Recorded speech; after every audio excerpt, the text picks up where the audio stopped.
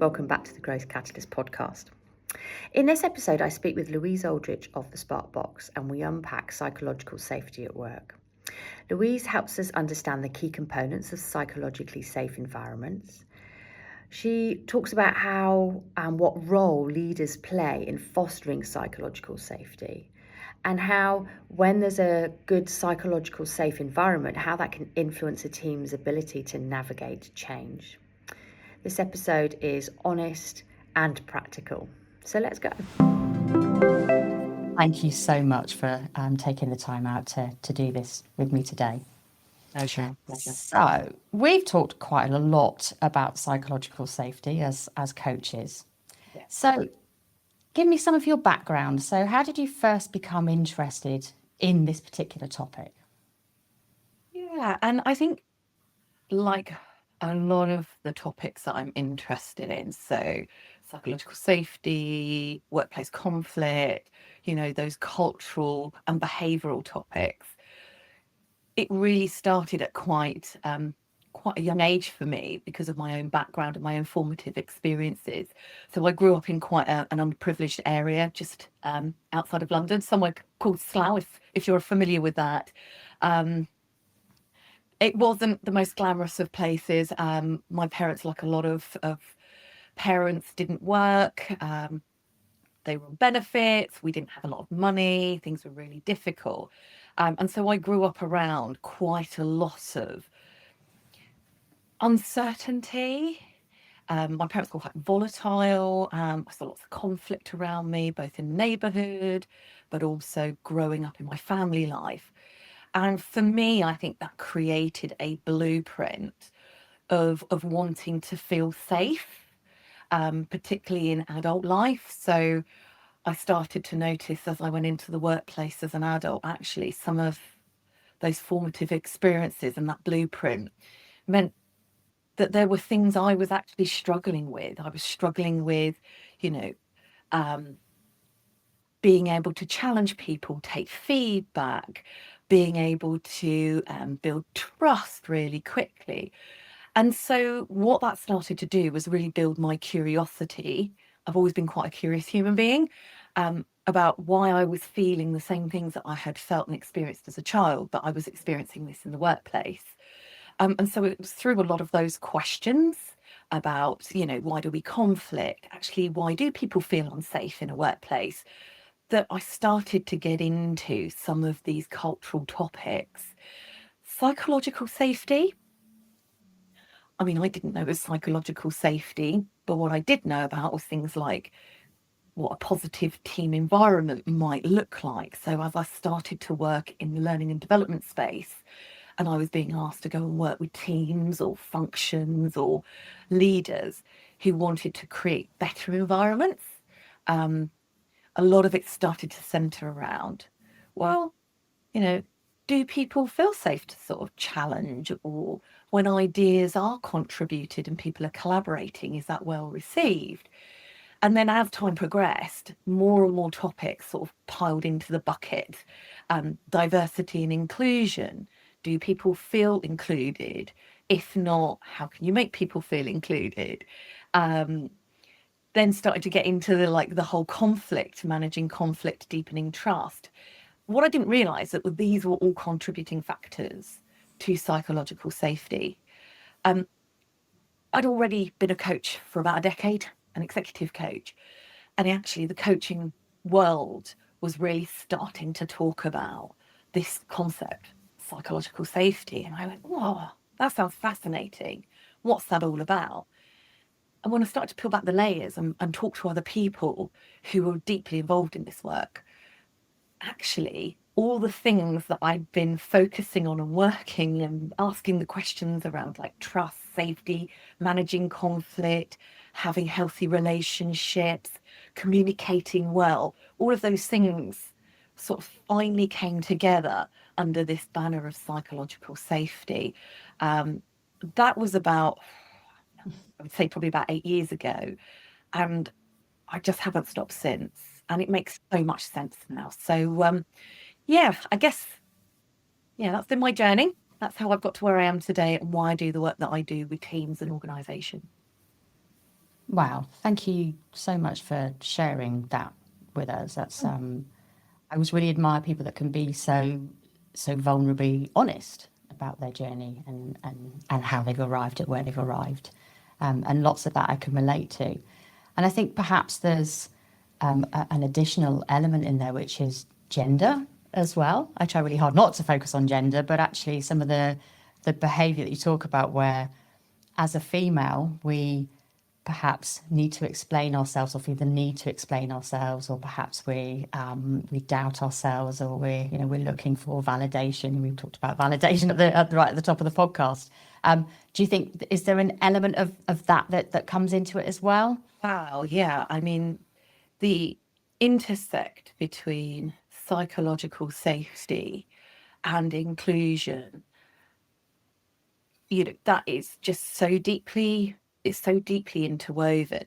It's funny, so we talk about like being a woman, and now that I'm at a certain point in my life and I have the benefit of reflection and wisdom, I hope, I look back. I first started my career in the 90s. I was a 20-something. I was working in financial services. I look back at how safe psychologically did I feel in very male-dominated environments, where even being young was an issue. It was like, what do you know? But also management and leadership styles were very different, were quite conservative, quite old-fashioned, quite, the leader has the authority and the knowledge, and you really need to respect that. So you had very different workplace cultures, where female, like, gender equality and female voices and being included, just inclusivity, they weren't conversations that were happening. They just weren't areas of knowledge. And so you had to navigate the norms of the predominant demographic, which in my case was a lot of middle-aged chaps who'd been in the industry for a long time, but also very competitive and quite aggressive sales environments. So yeah, actually, being a woman, being female, I look back and I think we've still got a way to go, but actually we're better understanding the needs of many different people now under the banner of psychological safety. Yeah, absolutely. Yeah, amen to that. And can resonate and relate to a huge amount of that.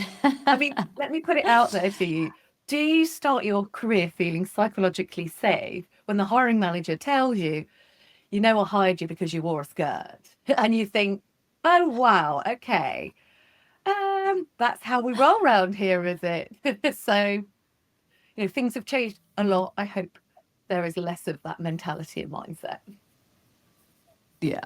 I mean, just as an aside, I was in the Air Force in the 90s, again, giving my age away as well. I was watching a hazardous materials safety video last night that was filmed by Windsor Davis in 1989 for the Royal Air Force. And there's more to come on that. There's a whole topic around that, but the narrative, the language, all very 80s. And there's one point where there's a female member of the Royal Air Force in uniform walking past Windsor Davis, and he stops and he tells her to push her shoulders back and point them out. Just thought, wow. But that reminded me of when I was in the Air Force, but yeah, we've come a very long way. But yeah, I digress somewhat. Very, very long way. Lots of thoughts and feelings were brought to the fore again last night. Anyway, back to you. So psychological safety. So you've talked about how you've arrived and why you're so interested and involved in this topic. So why is it, I think we've touched upon some of it, but why is it such a critical issue in today's workplaces? Yeah, I mean, you look back and you think it's always been a critical issue, but actually it hasn't been a priority, and there's been a lack of understanding, knowledge and information about it. And I think now we're starting to have such great conversations around what psychological safety is. If you look at today's workplaces, if you look at the business world, I mean, the number one thing you're going to need from your teams and your people are things like resilience, innovation, performance, and collaboration, the pace at which businesses need to operate and the complexity of the work. If you have employees in your organization, or you have teams who are not generating ideas, not challenging decisions, not collaborating, not contributing, because they don't feel safe to do that, because actually they're in a protective mode and they're just trying to keep their head down and get on with things. All of that good stuff that enables your organization to be nimble and to perform, you lose a lot of that in the process of people just trying to get through the day and protect themselves. So it's really critical, if you want a successful, healthy organization that's able to operate in today's business environment, you really need to have high levels of psychological safety. I think we've just touched on diversity. You know, diverse workplaces, we know the stats and the data and studies are out there and they're being produced as we speak, that the more diverse your workplace is, the more you benefit from diversity of thought, diversity of experience, diversity, cognitive diversity. If you only have one way of thinking and doing things because that's the way we all do it around here, you lose so much of all that fantastic thinking power, that experience that enables your organizations to do things better, do things differently. Also, if you're not creating an inclusive environment, how are you going to attract diverse talent? You really limit yourself as an organization down to kind of like only certain type of people will ever work here because they're the only sort of people that can thrive and get on here.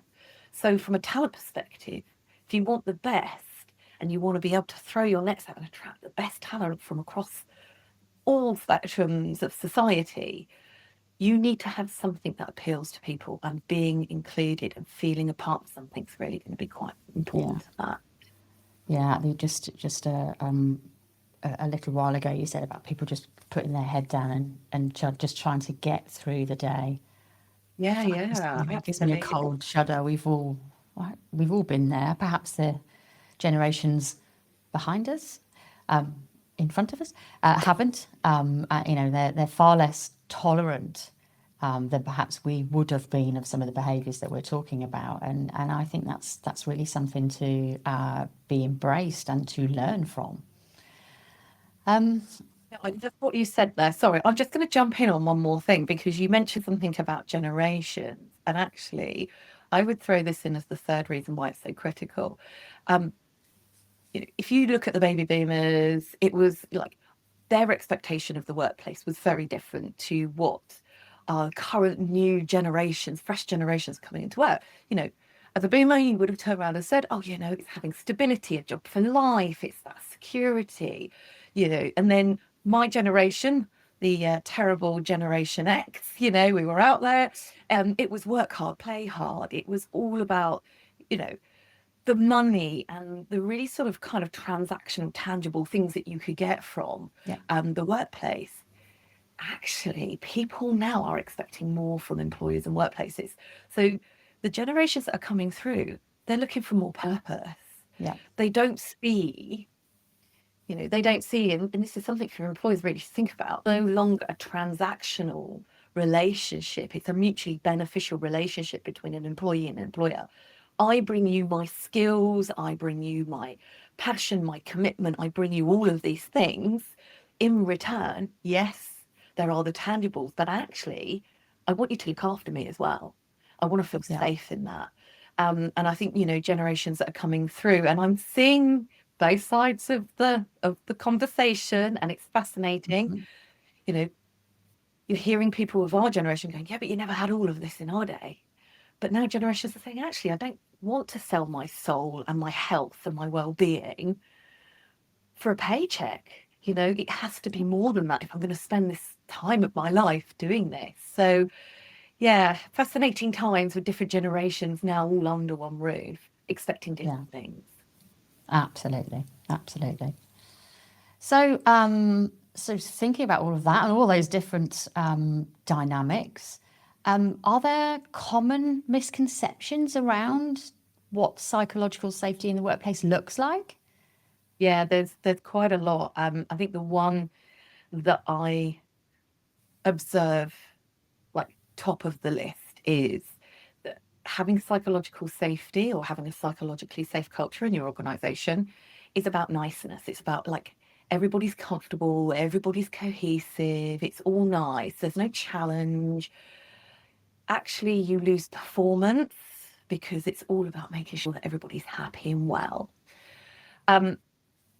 And it couldn't be further from the truth. And this is the conversation that sometimes is the most challenging conversation to have with leaders, to have with teams.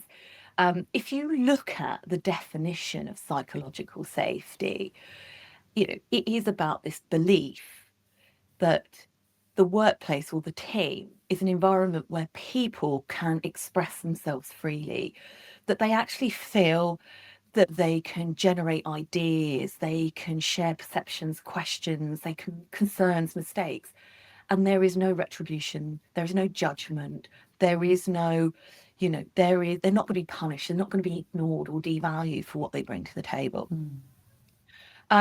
Amy Edmondson is a Harvard professor, but also the author of The Fearless Organization. It's a great book to read. I'd recommend it if you want to kind of get your head into the psychological safety space. And she has the simplest definition of psychological safety. And she says it's a climate where people are comfortable expressing and being themselves. Now, let's just think about that for a second. None of that is about being soft or cohesive or nice. Actually, it's saying that people have the safety to challenge the status quo, challenge the decision that doesn't seem right for the greater good, to lean into healthy conflict, to give feedback freely, to communicate openly, to share emotions when there's change or there's fears or there's ambiguity, you know, to take initiative, to take the risk, experiment, innovate. None of that is about diluting performance. So that is definitely the biggest misconception out there. That's really interesting. So I'm just thinking about all those different generations that we just talked about. So it could be in a meeting where Boomer says, well, this is the way we've always done things. So I would translate as you've got a huge amount of experience and you've seen what's worked and what hasn't. And Generation X says, well, this is how I've done things and this is what I've learned. So, okay, so that was, you know, that's one step away from. And then current generation, Gen Z. We're moving into the next one. Gen A, I think. Gen Alpha now, aren't they? They're coming through the ranks. But Gen Z, I think, are now sort of stepping up into those leadership positions, and they're bringing new ways of thinking about things. So different innovation, different points of view. And actually, if you were able to have that collective of all those experiences and a safe environment where everyone can just table that and then, you know, just like you say, experiment, learn, you know, what are we going to innovate? What are we going to learn from those different types of conversations? You know, what a rich and diverse conversation you could be having. It's a complete powerhouse of performance if everyone in a team feels safe to bring their best rather than just trying to get the most out of people. Because when you try and squeeze people to get the most out of them, it doesn't work. But getting the best from them, there's some really interesting, because of the research and the data out there at the moment. So worldmetrics.org is a really great, like, they collect data. So it's often my go-to place because they'll do a lot of the hard work for you on various topics. And they've just produced this year, at the beginning of this year, their psychological safety in the workplace, like their metrics and data, pulling on all this rich information around the world. And what was it like? Employee engagement increases by 50% Yeah. in teams and organizations that have psychological Yeah. safety. Engagement. You think about what engagement looks like in a day-to-day job, like how much more, like all of the good stuff you're going to get from folks when they feel Yeah, engaged. absolutely. Yeah. But you've got tons of these. So more recently did a one-to-one coaching program of works with a relatively new MD inside of an engineering organisation. And he really wanted to push psychological safety because it come from the legacy was very autocratic. And he had reputation. He was, he was a quick decision maker and could quite often be the loudest voice in the room, but he'd had a huge amount of experience. And it wasn't that he minded people challenging him. He just didn't necessarily give them the space for that and was really assumptive that people just would. So when I did sort of collective sort of team leadership training with them, actually just making him realize that he wasn't making space and he wasn't giving opportunity for true challenging. There was just that assumption in his head was a real moment. It was a real pivotal moment for him. So I think, again, generationally, personality type, you might not necessarily realize that what you're assuming is going on in your brain is what's translating to that team interaction. Yeah, and that's a really good point to put out there, because I think if anybody's sort of watching / listening to this, most people don't intentionally, most leaders or organizations don't intentionally create environments that aren't psychologically safe. But it's like anything, it's not until your awareness and your education and your understanding of it is kind of brought to the forefront, and then you're able to practically and be intentional about it, that actually those changes happen. And I think sometimes those one-to-one conversations with senior leaders, great that somebody's heard this thing and has got this great idea and wants to create this for their people, but actually doesn't realize how much they might be affecting or impacting what happens. Sweaty palms, because I know I've done it myself. Yeah, we all have. Let's be honest, we've all done it, and we don't always get it right. You might know quite a lot about something, but even then, there's always space to learn, isn't there? And there's always space to bring new stuff in. So how can organisations kind of measure or assess? Actually, no. Let's before we go there. So, what are the key components? Actually, we'll talk about measuring and identifying, right, that what your organisation's level of psychological safety looks like. What would be the key components that you'd actually just start to look at and drill into? Yeah. So this is where my work and my research over the last sort of 8 years or so has kind of evolved. There's so much good material out there. There's so much good content, so much good research that actually, for me, I had to distill it down into something that I could find more workable with organizations, because, it's just overwhelming. And also finding consistency. If I'm working with a senior leader who says, like, how can I act in a way? Or how can I help my team develop a psychologically safe culture? So I came up with a framework which I use quite a lot. Is the 7 signals of safety, and I've actually got them up on the wall because I always forget one of the 7 as I'm going through. But I just kind of go through a lot of it, and I think this is nice about psychological safety. A lot of it is actually stuff that people want to do, like leaders want to do. It's common sense, it's good practice. Often it's just tweaking it, and like I say, being more intentional. So things like having like really healthy communication practices.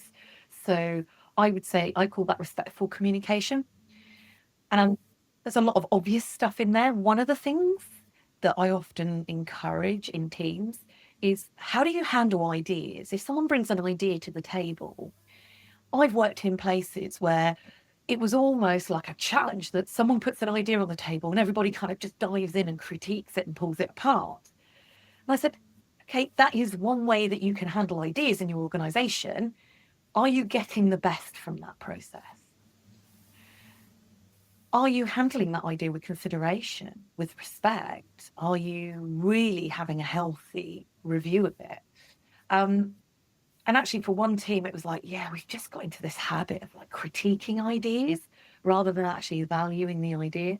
So that's just an example under respectful communication. Another one is like the failure.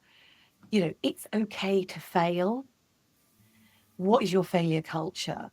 Do you handle, when things go wrong, do you handle it in a way that doesn't, it's not about blaming, it's actually about openly discussing it so that everyone can learn, everyone can solve it, everyone can kind of get around the table and understand and learn from it. My next one would be inclusivity, because that's next on my list. So it makes sense that I'm going through it here. We've talked about that quite a bit, but, you know, how are you not just welcoming, but encouraging diverse perspectives? Because it's okay to say, oh, we're really open and welcoming to it. But actually, are you really pulling on the rich experience around the table?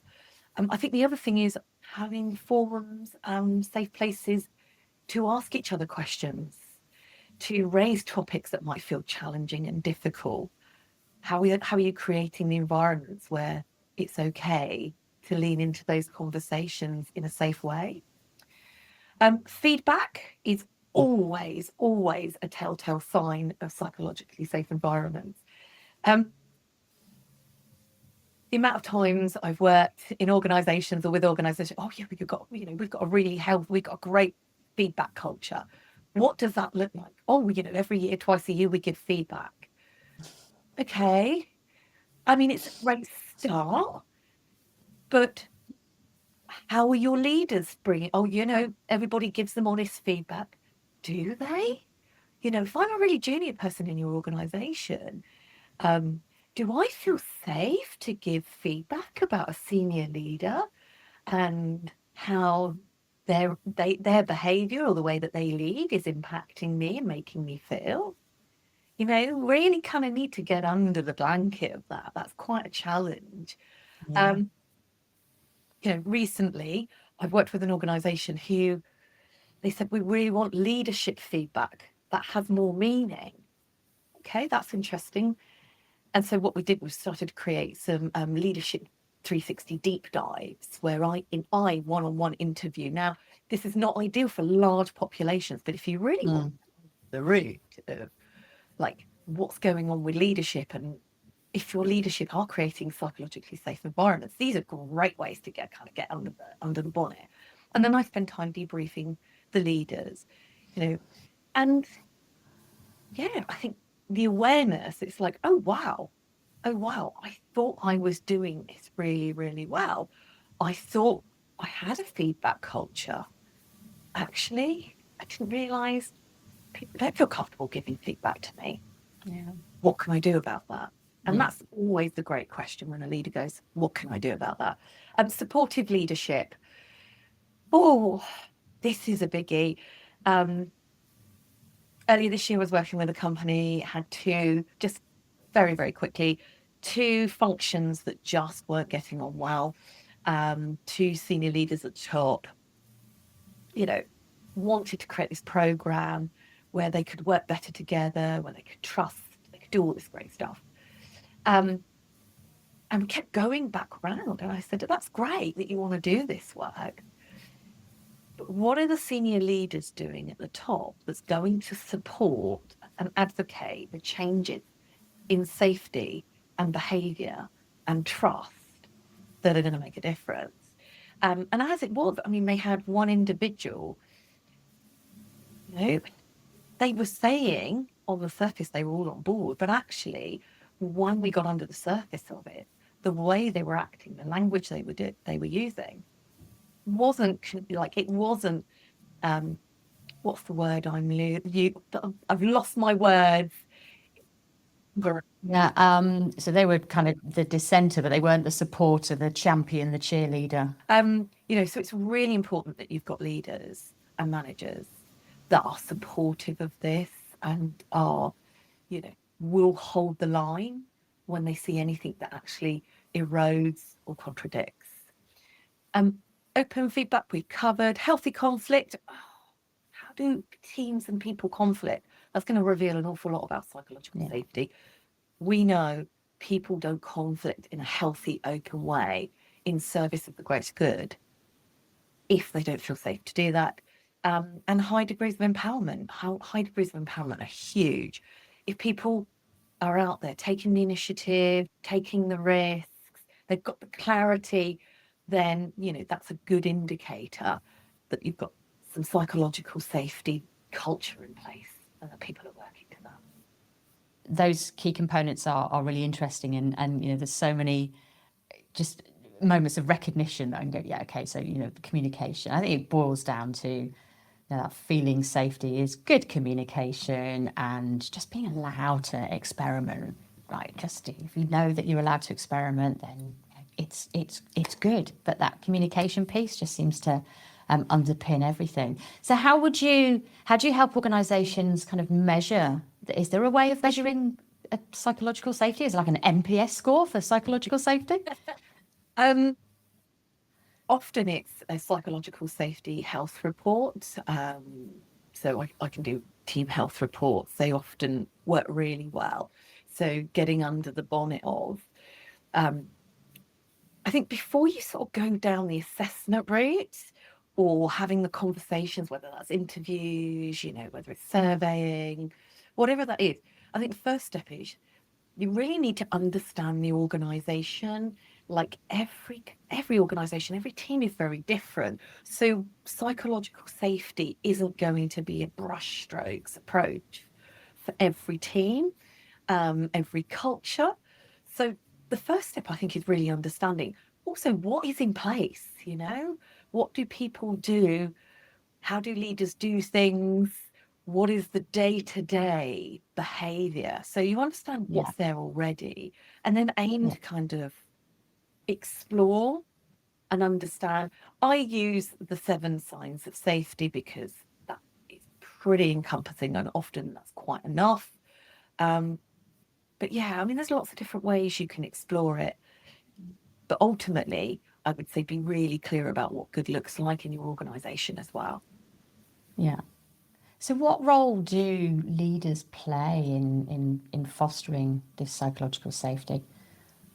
I mean, they set the tone. Ultimately, they set the tone.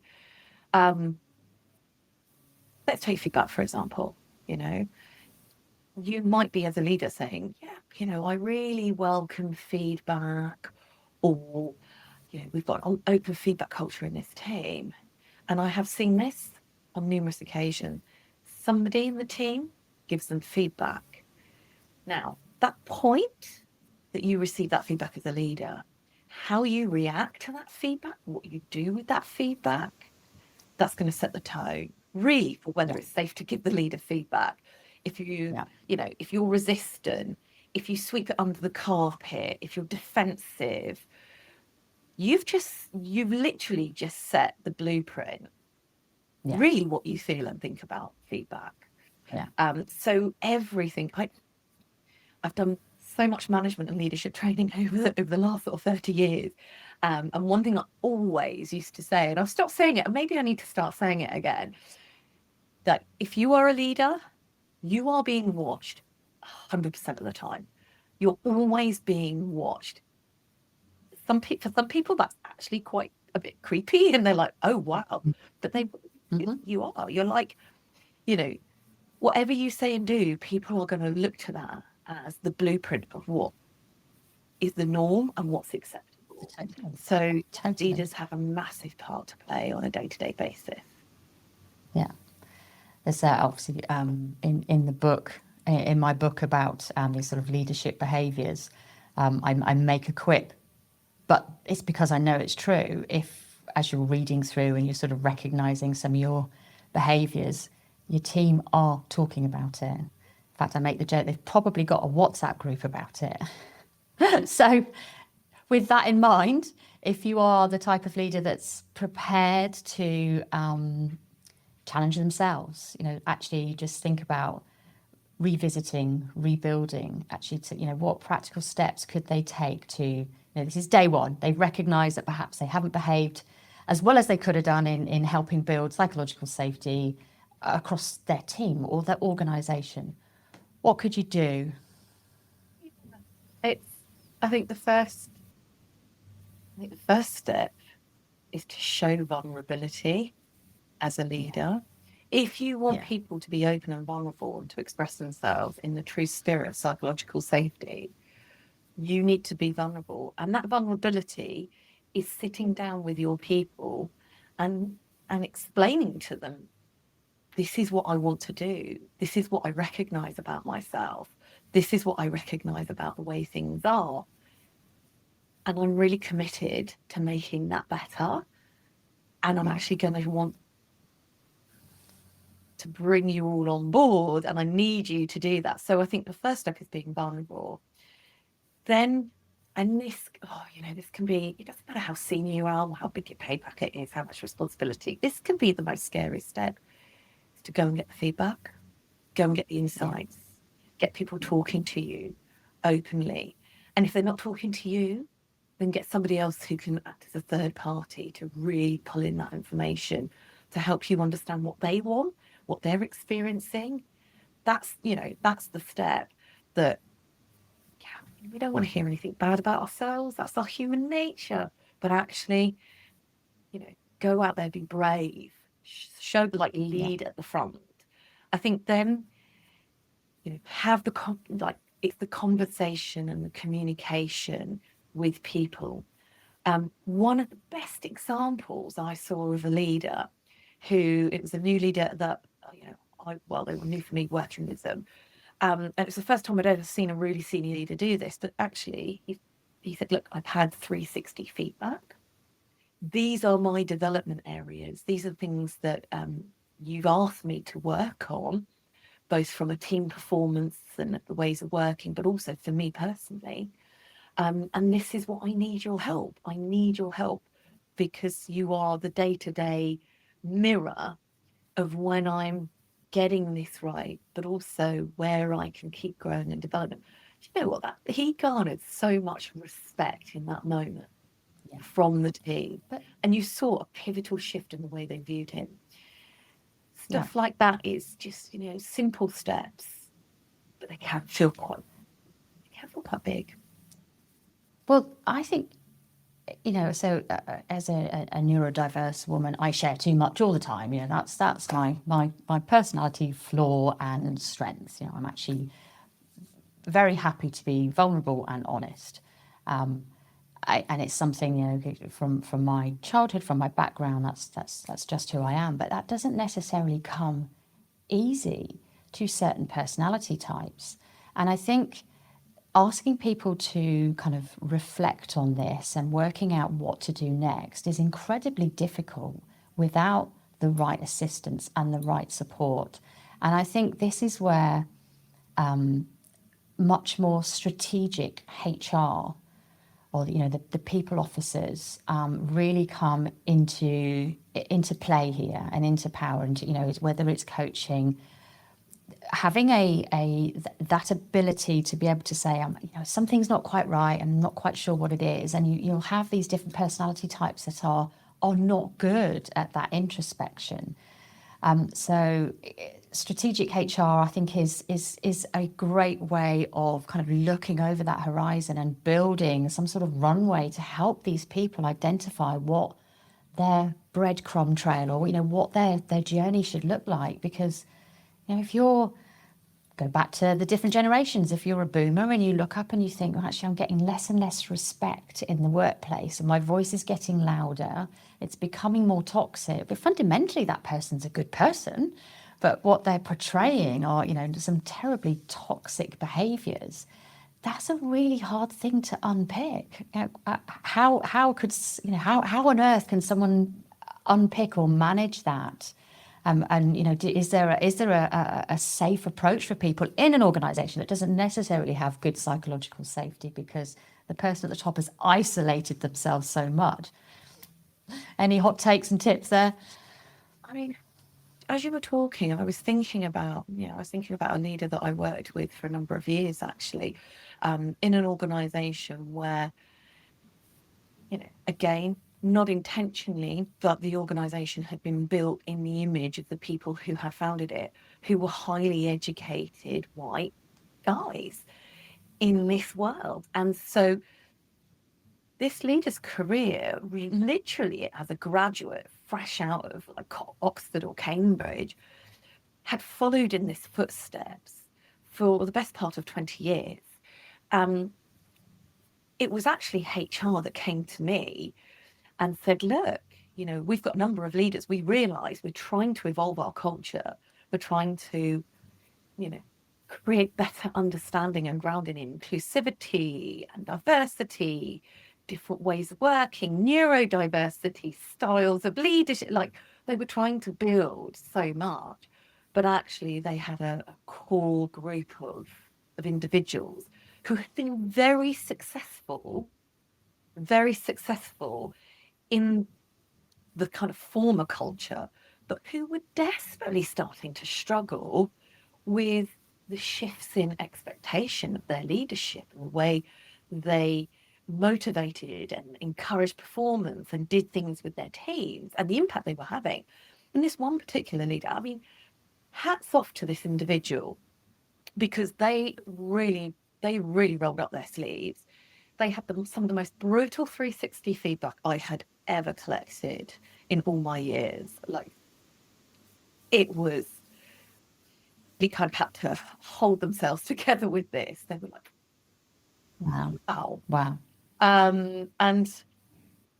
But the work that I did, coaching them over the course of 18 months, coaching them on trust, coaching them on empowerment, coaching them on psychological safety, coaching them, like helping them. None of that would have been possible if it hadn't been the collective effort of a fantastic HR team that got over that were like, actually, we're not leaving people behind on this.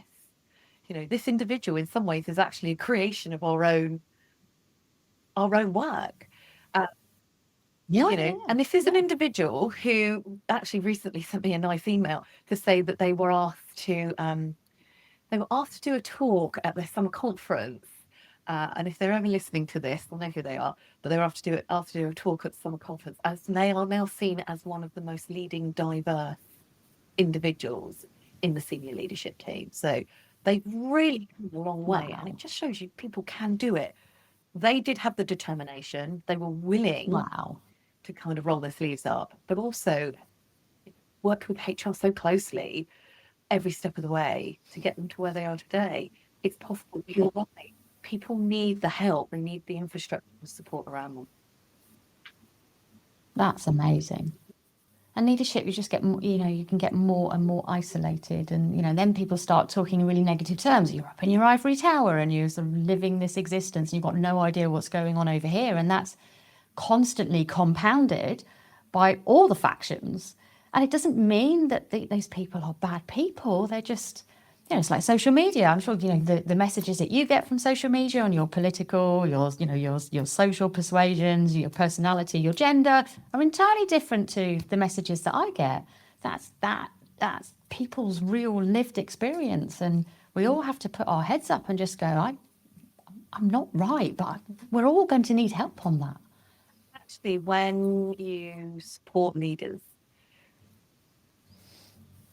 and you get them to a point where they are in a vulnerable place as a coach, and they do realise that actually it's okay for them to need help, and that's ultimately what, as a coach, that's ultimately what I want to do. Is I want to help every individual. Leaders are, and this is a bit of a controversial view, I'm going to say leaders are the most pivotal group of people in your organisation because they have such a profound effect on so many.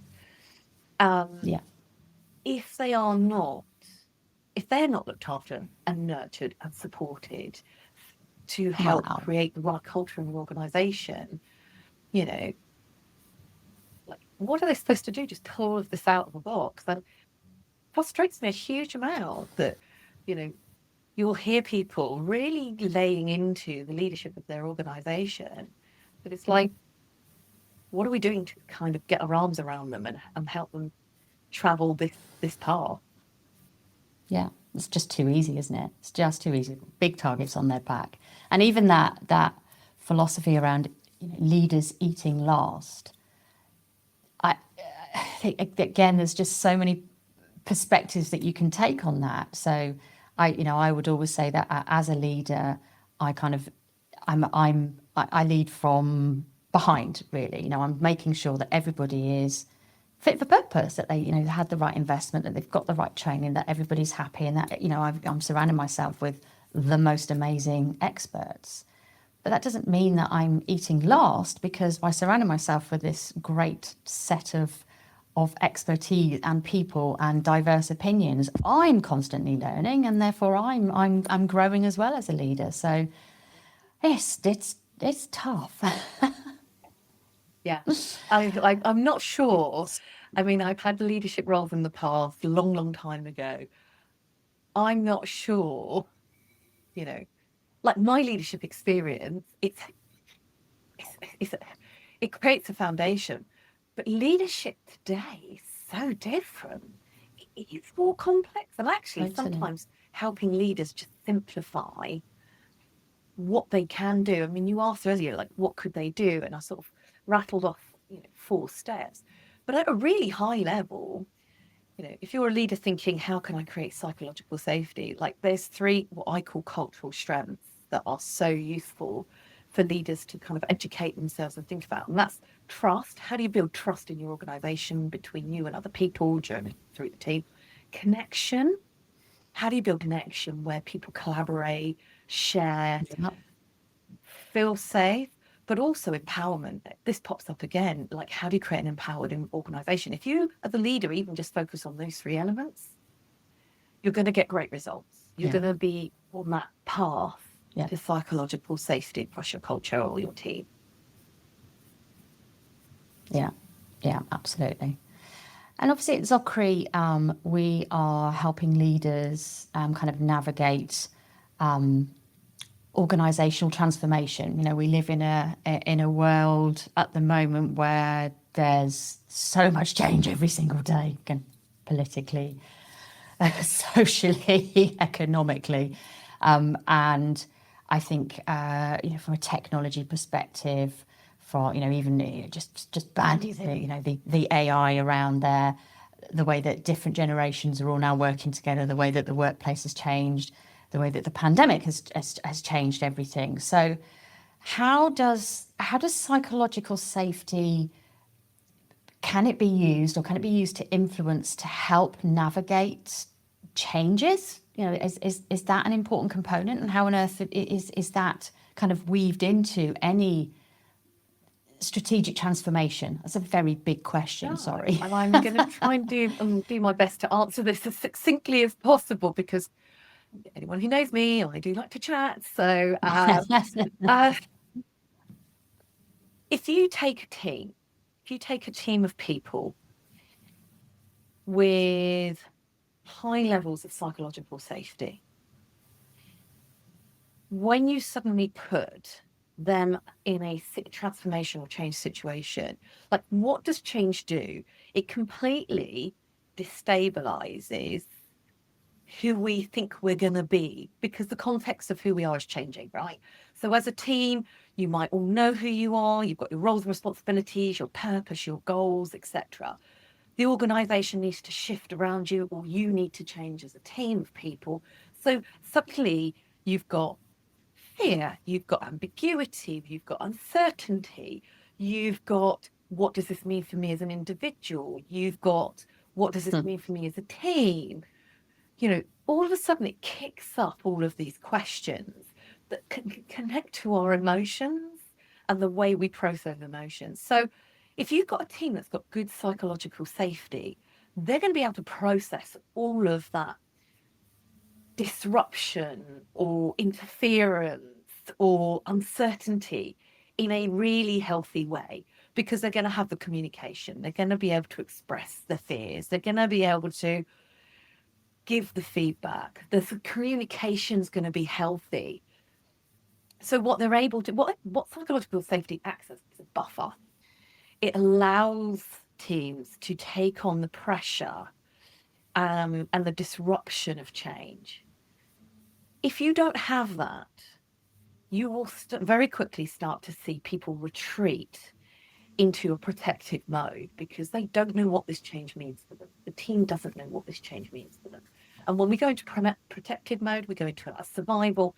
It means we start operating in a much more fearful and unconfident space. So you will quickly see teams that are going through transformation and change who don't have good psychological safety. You'll start to see them buckle. You'll start to see conflict increase. You'll start to see that protective, I'm in it for me behavior. So it's really important. It's such an underrated cultural strength, if for want of a better word. But you want to be able to navigate change, you need psychological safety, and you need to be thinking about how you build that day in, day out, not waiting actually for when there's going to be a change that happens. Yeah, absolutely. And quite often, so in amongst some of the ZOKRI programs of work, historically, some of the kind of biggest dissenters are some of your most successful team members, your most successful leaders, because they've kind of always done things the way that they've done things, and it's really working for them, and they're smashing their targets and everything's going absolutely fantastic. So they are sort of fighting the, sticking with the status quo of how everything's always been done, rather than kind of leaning into, well, we're taking this strategic change so the organisation is healthier, that we're actually understanding the strategy, putting it all together, and making sure that as an organisation we're in a better place. So it's really interesting to see some of your most successful people be those dissenters, and we have managed to sort of really realise that psychological safety aspect has potentially been missing or been assumed that people are successful, so therefore they're perfectly happy in their day-to-day. Start to move things around, start to change how some of those tasks can be done, and the stress is immediate. It's absolutely fascinating to watch that behaviour, and such a bloody shame. It's a real shame to see that happen. Yeah, and as you were talking there, I realised my first experience of this actually came when I was a sales manager. I was still in my 20s. Again, financial services industry. I had a sales team of 32 at one point. And change came. We were taken over. Things rapidly changed overnight. The way that we were doing business, the culture of the organisation. And I always remember I had a very senior sales exec, brilliant at what they did. I mean, literally top of the board sales performance, day in, day out. Were they an easy individual to handle? No, but they were brilliant at what they did. They had quite a lot of influence over the team. And you know what? You would just say, I mean, let's call them Ben. Ben would only ever sit at one desk, had to have a certain desk, had to have everything. It's almost like these rituals, when people are sports people, they go in, they have to do things a certain way. Yeah. And Ben, Ben lost it. Ben could not handle the change that was coming in around them. Yes, we have to move desks. Yes, we have to do things differently. Yes, the calls, the clients, it's all changing. Ben really struggled, and Ben had an impact on the whole team. Yeah. And as a young manager, having to deal with that one really strong influencer, and what's the word that you've been using? Dissenter. Dissenter, yeah. Dissenter. And that's a lot of energy for a manager to have to then work with that, and everybody's got to work with that. So not to be underestimated, actually, some of your most successful people. I think it's a brilliant thing that you flagged there, Collette, because yeah, they might look successful, but don't guarantee, like, that doesn't guarantee how people are going to react when things are changing around them. Yeah. Totally. And it's, you know, there's real mirrors with leaderships, you know, with leaders that, again, we just sort of find themselves in the ivory tower, and, you know, they've always done the things the way that they've done things, so that's successful. It's the same thing. How terrifying it must be to be on the other side. Like, I've got my playbook, this is working, and now you're asking me to change everything. But, you know, actually, you know, it sounds like there perhaps wasn't a good psychological safe environment, because Ben had such influence over everybody. Was it okay that Ben was so loud, or was that just having a really negative impact? And, you know, how differently that could have been dealt with, you know, communication, and, you know, all the good stuff that we're talking about that we've learned decades on, right? Well, it's great, isn't it? Hindsight. If I knew now what I like, if I knew then what Yeah. I know. Every day I say that to myself. Every day. You know, I was in my 20s, I was spinning all the plates, I was 100% underneath, insecure, doubting my abilities. And this was the first time, you know, we had had a significant change within this organization. It's the first time I'd experienced change. And all of, you know, that really like kicked me up the arse in terms of like all the psychological understanding of change and the importance of culture in the face of change. Yeah. You know, you cannot advocate enough. The more safe people feel day to day, the stronger they're going to be facing into the tough times as well as performing through the good stuff. Yeah. And that you experienced, that must have been terrifying, exhausting. When I don't know how that played out for you, but there are hundreds of thousands of middle managers across the world that are dealing with that every single day. So we've, you know, focused very much on leadership, but actually, how is strategic HR? How is the organisation really helping those people? So, you know, that's, again, just points back to that psychological safety. It's got to be an imperative, or what that dramatic impact you're having on people's lives.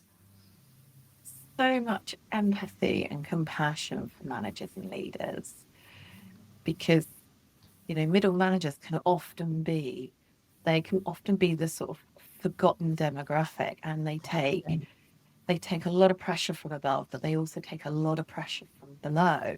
And there's so many good folks out there working really hard, but actually don't always have the tools, the knowledge, and the understanding about how to build their teams and all their, you know, their workplaces in a way that's actually ultimately going to benefit everybody. They're just kind of figuring it out by themselves, you know.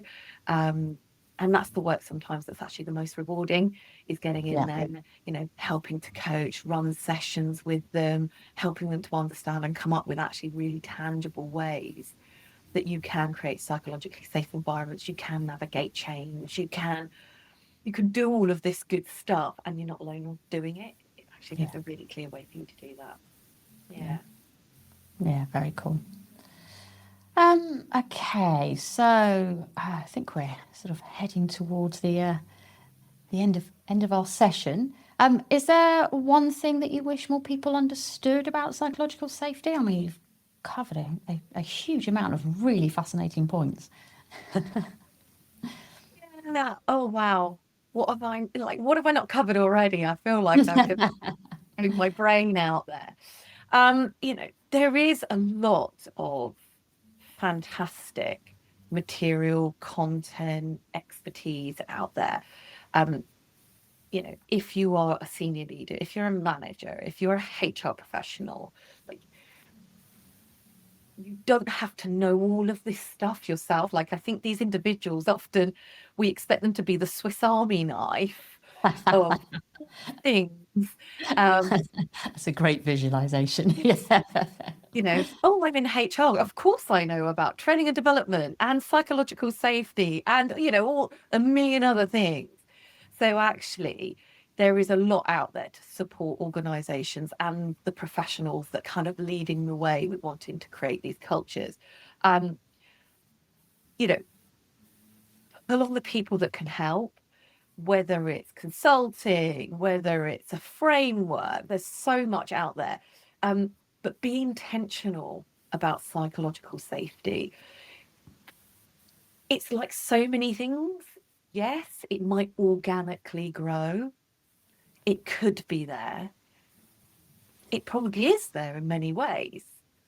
But take an intentional view of what is going on in your organization, what is going on with people, because if it is growing organically, yeah, that's a brilliant basis for you to continue that good work. But also, how robust is it? How sustainable is it? Because it just takes one or two elements to change within your organization for you to actually lose that or for it to erode. So, don't just assume that psychological safety is present in an organization. Go get what you need to make that a real, like, robust, future focused thing in your company and your team. Yeah. And if you had 10, 15 minutes with a CEO, is there something specific you just try and get a message across to them, or give them something to think about, or give them a question to ask of their team? Yeah, I think the starting point on any conversation with a senior leader is, what do you want people to experience day to day in your organization? What do you want them to think, feel, and ultimately walk away and say about your organization? Yeah. Nice, that's lovely. So I'm going to put you on the spot now. So as I've mentioned, I've obviously written this book about kind of bad leadership behaviour. And it's really easy to focus on that. Everybody I spoke to has gone, oh God, there's one time there was this, oh my God, this is a terrible scenario. Actually, can you think of a time or a moment or a period where a leader has had a really positive impact on you? Have you got an anecdote of, was it something that was said or that was done that maybe made you change the way, your trajectory, or the way you were thinking, or what happened next for you? I've been lucky. Not lucky, no. Like, I've had some great leaders. I've worked with some great leaders. And they all have something in common. And I've sort of thought about this and reflected, like, what is it about these particular individuals who I worked so well with and I had such a great time with? And I think it was kind of twofold. One, they really worked to understand me and what made me, like, how to motivate me. So I have such a high autonomy driver. And actually, if I look at all these particular leaders who were so good for me in many ways, they all clocked the autonomy. Like, if they could make me feel like I had the autonomy and the freedom of ideas, and I had the control, and I could take the lead, and I could take the risks, they got the best out of me, but I also got the best out of that relationship and that experience. So they figured me out, and they spent the time to figure me out. But also I could be vulnerable in front of each and every one of them. They knew, I say they, at various stages in my career, where I felt vulnerable, where I had a lack of confidence, where I was suffering with imposter syndrome, where I didn't believe in myself, where I was terrified of something. And each and every one of them supported me, championed me. They didn't judge me. They didn't think I couldn't do my job. They saw past that, or they saw that as an opportunity in some way to help me and help me grow. They didn't see it as a weakness. They saw it as humanness. So those were the two things that all these leaders who I've worked so brilliantly with, had such fun with, have much respect for, have all done. And they've always done those two things. Figured me out, and appreciated my humanness and my vulnerability. So I hear that they've connected with you. They've really got to know you, Yeah. and then they trusted you. Yeah, they trusted me. They trusted that for all the flaws, all the strengths, all the, as I've said, the humanness, they trusted me, and they trusted that I could do what I needed to do and do it well. And I Yeah. did. Always flourished under those individuals. Yeah, and they made a massive difference to my life. That's interesting. But what I do hear there is that you were allowing yourself to be vulnerable, that you were being open and honest, and that's kind of leaving a door wide open for any good leader, good person to then, really hopefully want to work with you. That's a lovely thing. And it wasn't always easy. Now I can be much more comfortably vulnerable about who I am. But in my 20s and my 30s, that was so challenging because, Yeah. you work in environments or you work alongside people where it's all like you put the veneer up, don't you? And you're going to get everything right. And I was a chronic people pleaser, terrified of challenging the status quo, perfectionism, like left, right, and centre. And so it's really hard to be vulnerable. But the good leaders open the door. They unlock the door and they encourage you to open it and step through it, and be vulnerable with them. And yeah, that's like worth the gold out there. Louise, thank you so much for taking the time today. I think your honesty, sharing all of your experiences and those stories are, I've really genuinely enjoyed our conversation. So thank you for sharing all of that with us, and hopefully some really good hot takes on what leaders can be thinking about, the stuff that they can just go away and do today and just start rethinking, reframing, just double checking where they're at and where their organisation is at. And there's some interesting tips in there as to what they could do next. Thank you for having me in all my messy honesty, as I like to throw it out there. Thank you. And Collette, yeah, it's always lovely chatting and connecting. So thank you very much. Thank you indeed. Thank you.